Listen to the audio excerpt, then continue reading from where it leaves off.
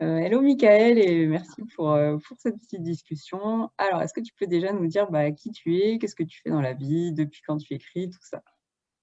Alors, je m'appelle Mickaël Cadour. Moi, je suis chef de projet dans la vie. Moi, je travaille dans une entreprise, qui travaille dans le milieu du nucléaire.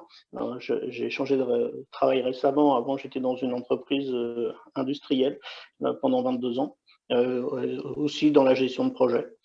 Et puis, en dehors de ce travail, j'ai une passion qui est en effet l'écriture et j'écris depuis à peu près 25 ans maintenant. Mais j'étais plutôt orienté sur des textes de format court parce que je suis un fan de musique et donc je m'étais plutôt orienté sur les textes de chansons jusque-là. Top. Et alors du coup, pourquoi avoir fait appel, au coaching? Eh ben, alors, c'est venu, au départ, du confinement, donc merci le covid en ce qui me concerne.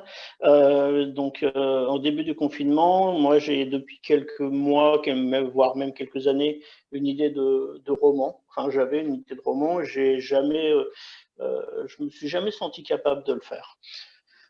Parce que, justement, j'ai été plutôt orienté sur des formats courts et même, j'avais tenté, d'écrire des petites nouvelles et enfin, j'y arrivais jamais. En fait, pour moi, dès que je dépassais le stade de la chanson, finalement, j'étais hors scope, je me perdais et donc j'avais jamais vraiment osé et puis, le confinement, fait que, j'ai eu un peu plus de disponibilité, intellectuelle, un peu plus de temps, libre aussi et donc je me suis, euh, j'ai commencé à papillonner sur le net à la recherche de méthodes, ou en tout cas de choses qui pourraient aider à me lancer dans ce projet d'écriture un peu plus conséquent. Et je suis tombé par hasard sur euh, l'école, enfin d'abord le Facebook de J'écris un roman. D'accord. Et là, j'ai commencé à trouver une communauté plutôt bienveillante et puis euh, quelque peu solidaire aussi. Et donc, je suis rentré par ce biais-là dans l'école d'écriture. J'ai écrit un roman et j'ai commencé une masterclass et je me suis dit, finalement, ça vaut le coup de continuer comme ça, quoi.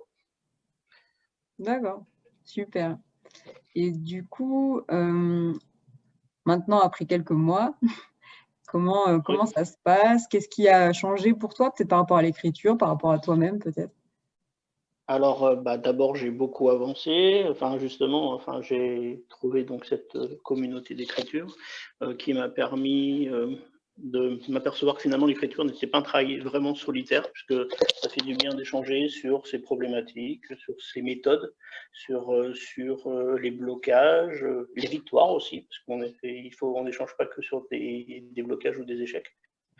Et donc, ça a permis justement d'apprendre plus. Alors, au-delà même de méthodes ou d'outils, etc., c'est plus la confiance qu'on peut avoir.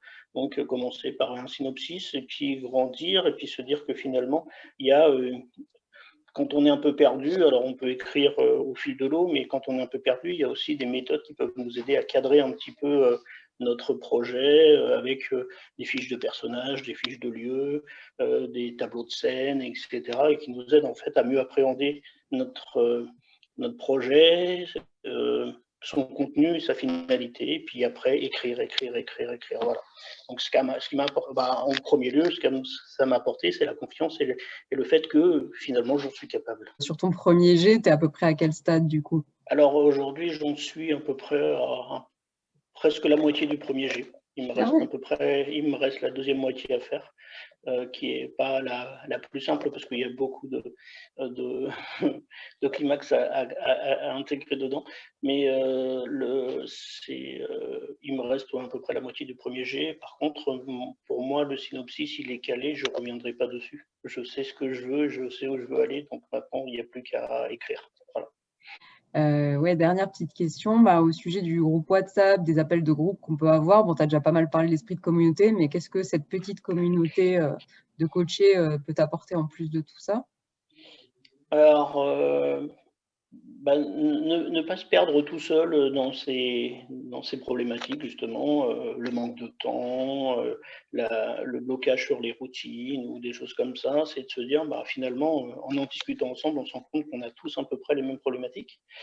Par contre, on n'a pas tous les mêmes solutions à mettre en œuvre en face. Et quand une des solutions nous on essaye, elle ne fonctionne pas, on essaye celle des autres et des fois ça marche. Donc ça nous apporte, je pense que ça nous débloque collectivement pas mal de choses quand même.